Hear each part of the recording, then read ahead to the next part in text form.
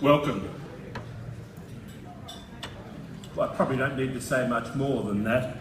It's a pleasure and a privilege to have you all in the room today. I know David and his family, I know Kim and I are delighted that everybody could come along and share in this special day in Rotary.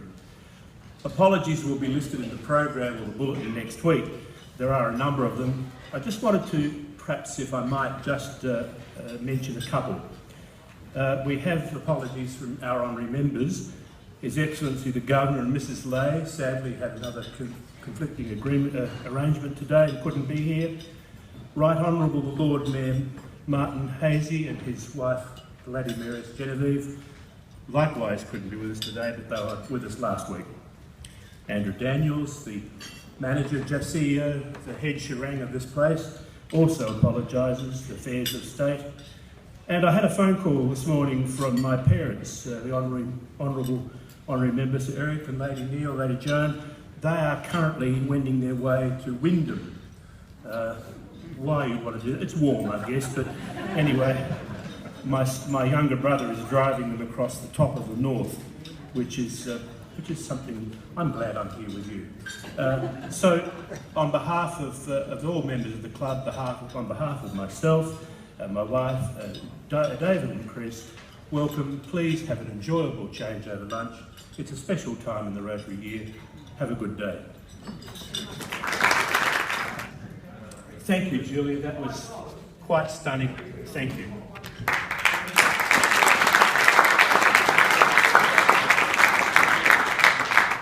It's about this time at a changeover lunch that people go missing. And so, it's all right, she's there. Each week we're well served by a fine group of people led by a beautiful lady, delightful lady. The team at the Oval have been friends for Rotary for a long time. On her birthday, can I ask Lorraine to come forward and accept a token of our esteem and gratitude?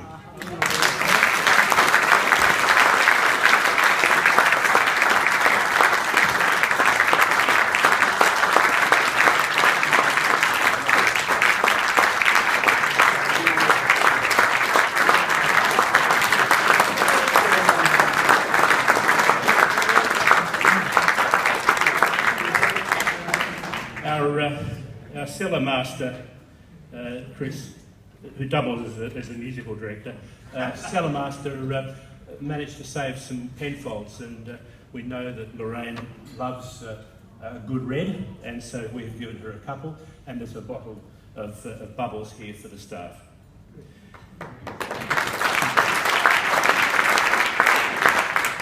Each week for the last few years, a lady has spent an effort and time each week ensuring our bulletin gets through to its members, to our members.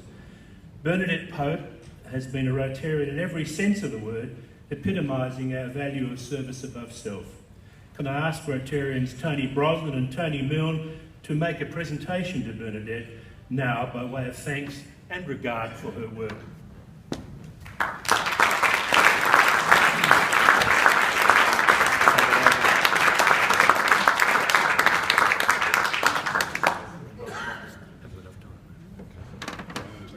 So if you could take it over. We've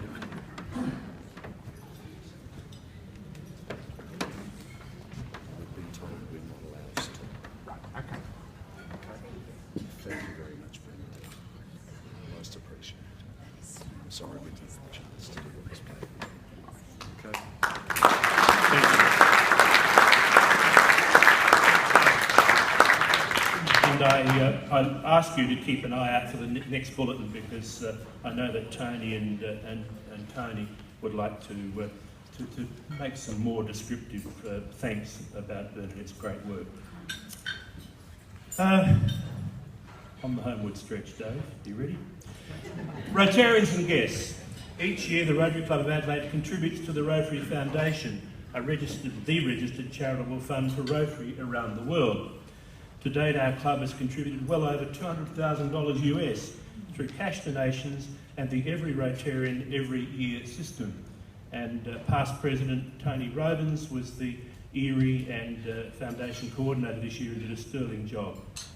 Our work with multicultural youth here in Adelaide and in Davao, with our sister clubs, uses foundation grant system to fund and undertake our projects.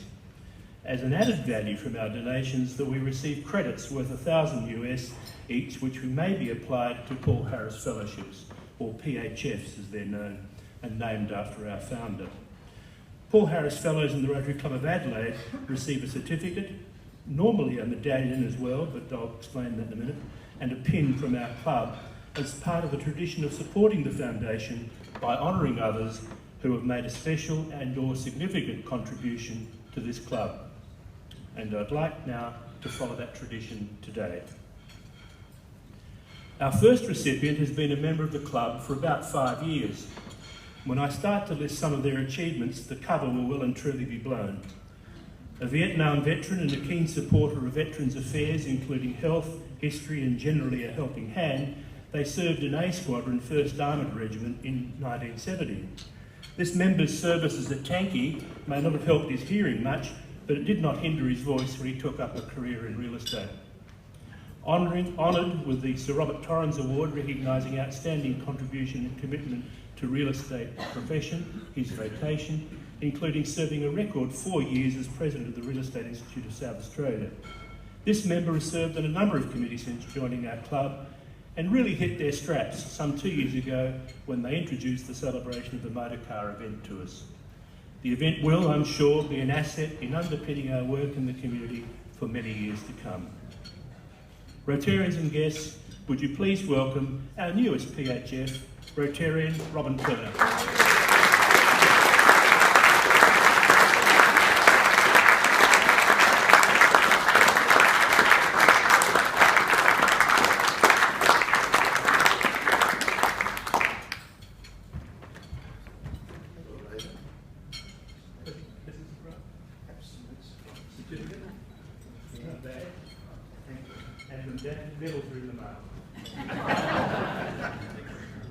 May I say to my friends in the Rotary, this is a total surprise.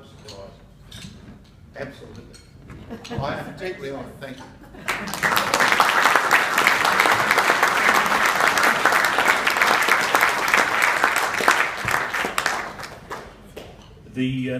The kit that PHF members, recipients get, usually used to include a medal, but a couple of years ago RI in their infinite wisdom dropped that off and the club provides them. I ordered them, they didn't arrive, but they'll get handed out as soon as they do. Inducted in 2009, this member made an outstanding contribution to the community and Rotary to date. Proposed by David Egan and mentored by PP Peter White, this member came to know us through the community mentoring programs in the North and via the One and All program for young people facing challenges in life.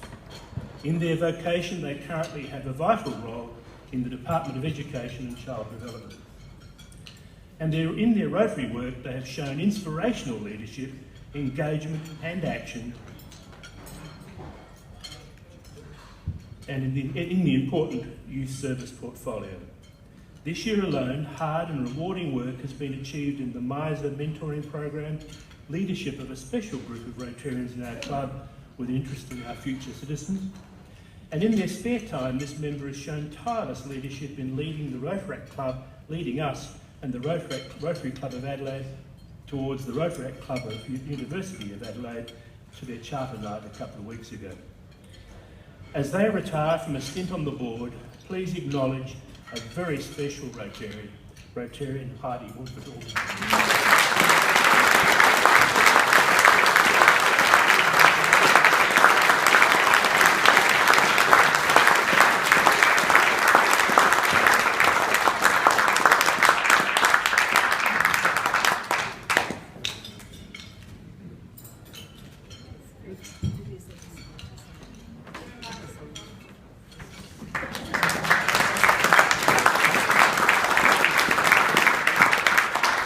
Heidi now knows why Brenton turned up unannounced for lunch, and we're glad he did.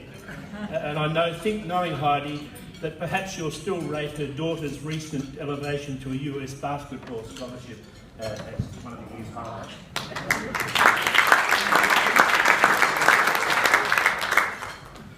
2009 was a very good year in the club. Inducted in 2009, this member should probably have the nickname of BP. They are the consummate quiet achiever. Following a most interesting career, including RAF flying in V-bombers, they worked as a draftsman, designer, builder and project manager in England, and in Italy and in Australia, prior to entering at the University of Adelaide, and subsequently registering as an architect and working on many major projects for the Adelaide City Council.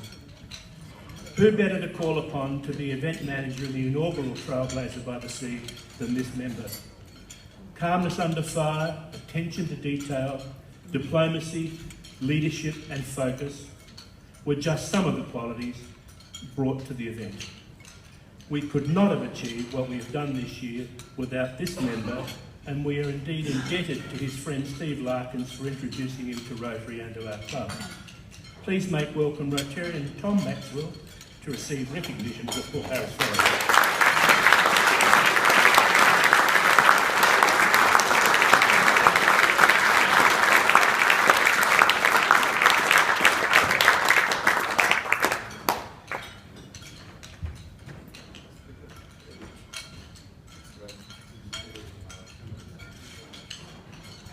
I'd just like to thank all the volunteers who turn up at the various events to make these things possible. Without the volunteers from the club, none of these things would work. Thank you very much.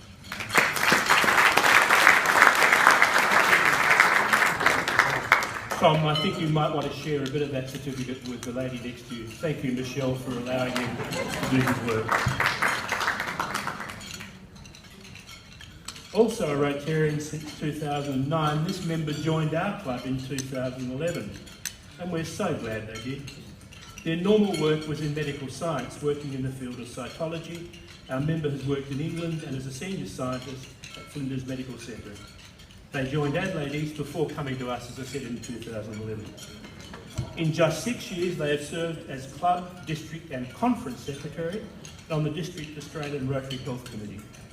Spare time involves research into their ancestry, being a keen theatre goer, a friend of the opera, SA Opera, Australian Ballet and the ASO.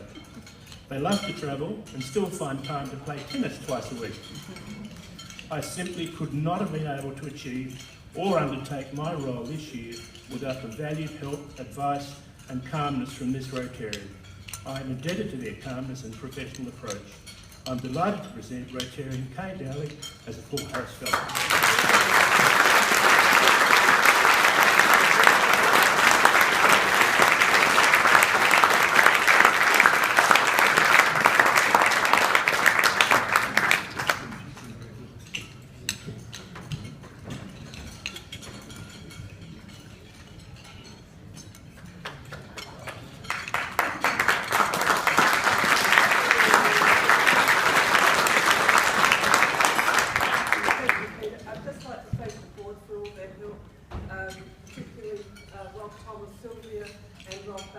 And Peter for leading us through this year. It's a very difficult year, and I wish David and his team huge amount of success next year.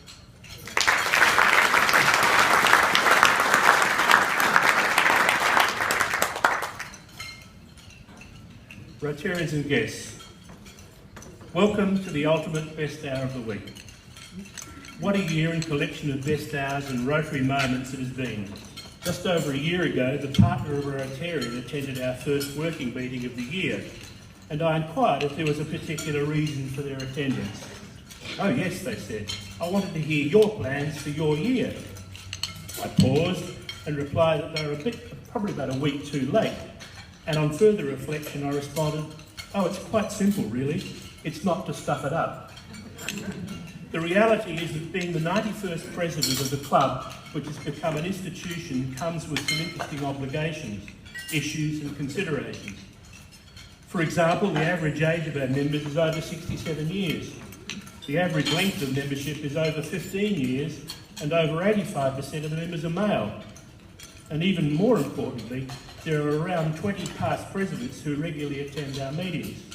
And I'd like to pause for a moment, and I wonder if I could ask that all past presidents present either stand or just raise their hand so we can acknowledge them.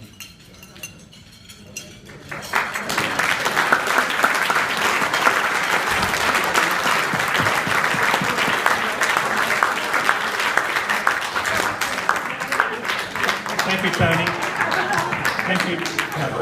Tony, it's about me. Anyway, hang around, fellas. I'll be joining you shortly. Based on these stats, the steady as she goes option might have been appealing, but those that know me and know me well know that standing still and just taking up space is not an option that appeals to me all that much. So positive but incremental change was the reality in what was in fact our year. Indeed, what I really wanted to do in our year was to channel the late PP Colin Bryson and have as one of our main goals the aim of strong fellowship. Of interest is that in his year, the average age of members was 57 years and 3 months. The average length of time in the club was 11 years and 2 months, and we had no women in the club. So we've aged by 10 years, we've been here 4 years longer on average, but at least we now have women in the club thanks to Colin. Ladies might clap if they want to.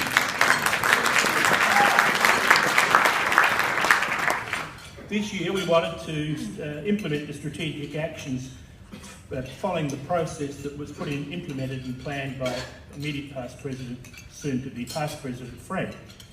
Complete some unfinished business in our administrative change process, try and place the club on further foundations as regards funds and fundraising, to make the Rotary experience a more inclusive one and, hopefully, to have some fun.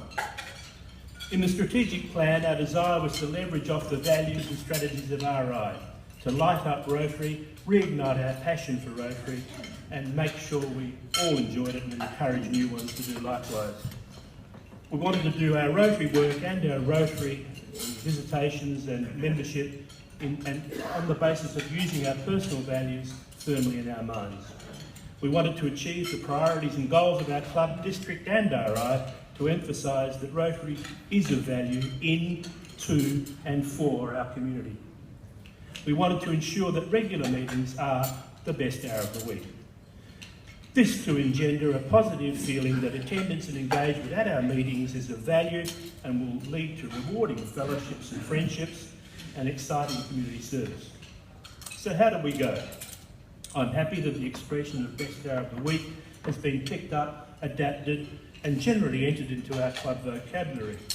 Indeed, the idea that it is really important to keep the weekly meeting habit does seem to have resonated with many clubs and has even been picked up across the district. The reward for attendance at our meetings this year has been manifold. A great venue, very best company, delicious food and wine, receiving communication about what the club's doing, listening to and enjoying quality speakers program, and much, much more in an hour. We have delivered on this message, in my view, in spades, and lived the vision of PP Cole with a renewed focus on that right hand of fellowship. But if I was just to leave it there, it would not do justice to the work done outside our meetings by many members. There are indeed many great hours of Rotary each week. We started the year with great expectations. Our budget for sharing amongst beneficiaries was not outrageous. A relatively modest free funds budget of around $120,000 was matched with a relatively modest expectation for revenue. Off to a great start following good planning by a fresh new team, saw our wood sales event increase this year. Our traditionally ever popular magic show saw net revenue halve this year despite sterling efforts by all those involved. After a somewhat difficult period, we had finally moved on from the old Trailblazer Challenge. Trailblazer by the Sea was conceived as a new, fresh and family-oriented event underpinned by investment in an exciting new web-based management system as well as a terrific partner in Surf Lifesaving SA. This took a lot of work and it was conducted successfully on May 3. With a reasonable entry number, it provided a good test for our systems and operating model. In fact, it worked. I encourage you to read the feedback on the Trailblazer by the Sea website, and also, happily, it provided a surplus. So pleased are we with the event that we aim to hold another one this calendar year to encourage more participation and create a revenue source for the first half of the next Rotary year, which will make life a little easier for PE David. Unfortunately, due to a number of reasons, our other major fundraising activity this year did not achieve the anticipated financial results. Indeed, overall this year, our free income for distribution was around $60,000, or half of what we'd planned. However, Due to the foresight of previous presidents and boards, we had ensured that we had a reserve available to meet those obligations in these situations. When we add understanding directors and committee chairs, committees, and even more especially understanding beneficiaries, we have been able to fulfil many of our commitments this year, albeit in a smaller, but in some way. This includes our second instalment in our $30,000 commitment over 3 years to support our project with SAMRI into research into Huntington's disease. An interesting and very talented vet has been secured for the project because we're dealing with sheep here, and with access to high-level scholarship through our support, we will see SAMRI and SA become a seat of learning into this disease internationally. In this instance, I would like to recognise two very special women in my life, my mother and my wife. They have personally stepped in to cover this year's RCA contribution to this fellowship, thus relieving some of the burden on our budget and avoiding any excess carryover into the new year. As we know only too well, the Rotary spirit extends beyond card-carrying Rotarians. It would be more than appropriate to mention the assistance provided by our Treasurer, Sylvia Footner, along with erstwhile colleagues, past President Peter White and David Seaton, who have given many hours of work and sage advice to assist a numerically challenged President and his successor achieve the best financial outcomes for this club this year and into the future. Thank you. Hands on.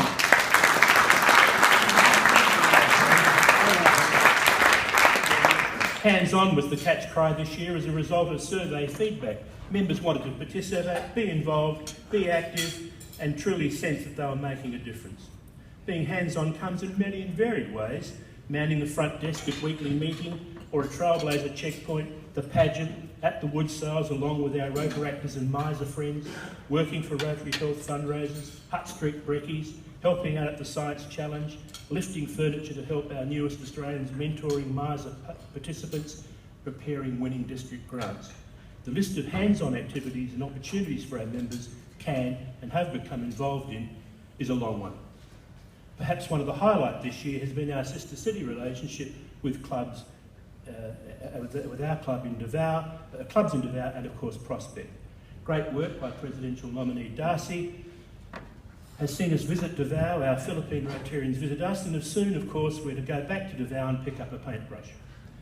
One of my Rotary moments this year was receiving a card and photos from some 400 plus students at the Click Click Elementary School on Samal Island, who will be visiting in a month or so, as a thank you for the paper and pencils we were able to provide whilst there. The ebb and flow of membership continued this year with some 17 new members inducted and sadly a few lost.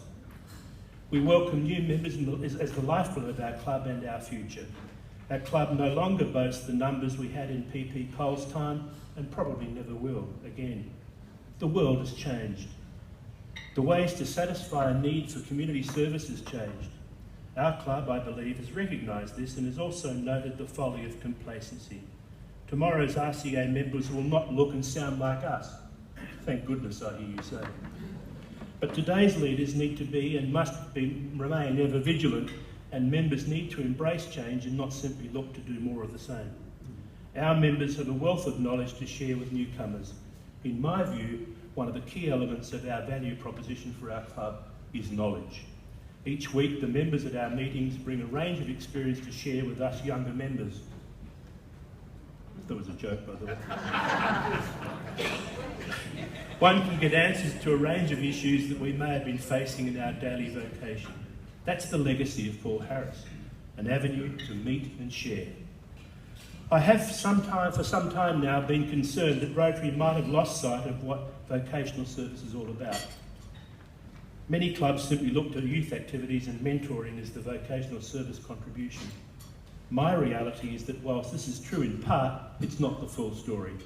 Vocational service is really about how I can use my vocation to serve my club and my community. Fortunately, President-elect David has long shared a similar view, and this year we've been able to embark on a number of initiatives that can and will stimulate aspects of this service. The pen pictures David has collected from our members to date have and will prove invaluable for others to find out and seek further knowledge. The diversity of experience and interests amongst our members never ceases to impress nor indeed enthrall me. The club has revisited our take on the concept of friends, and we will soon relaunch this form of engagement for a sector of the market that we know are looking for an invitation to be part of the Rotary experience that best suits them. These and other exciting membership development plans have been laid by David and his team this year, and we look forward to them being implemented successfully in the next. But we ignore at our folly the future Rotarians and club members who are right under our noses. Our work with Rotaract must continue to grow. These are members who are already engaged and who share our ideals and values and must be nurtured and fostered into this club.